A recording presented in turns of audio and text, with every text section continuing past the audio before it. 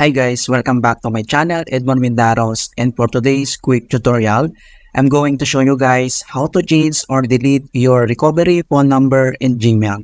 Alright, so without further ado, and let's go ahead. Ang next step ay open lang natin ang ating Gmail account and then click mo lang tong Gmail. And then dito lang sa upper right side ay makikita mo dito yung settings, so i-click mo lang ito. And then next, dito lang sa quick settings and then kailangan mo lang select tong see all settings. And then next dito sa see all settings ay kailangan mo lang i-select dito yung accounts and import. So click mo lang ito. And then next dito lang sa change account settings, kailangan mo lang select dito yung change password recovery options. So click mo lang ito. And then next ay scroll down lang tayo at makikita mo na dito yung ating recovery phone numbers.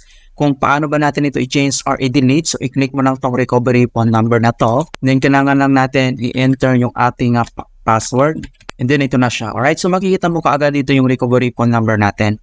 Kung paano ba natin ito i-remove or i-delete, so click mo lang tong delete icon na to. And then kung paano natin ito i-change, click mo lang tong pin icon. And then ito na siya. So pwede ka nang mag-update ng another phone number kung gusto mo. Alright, and then click mo lang tong update dito.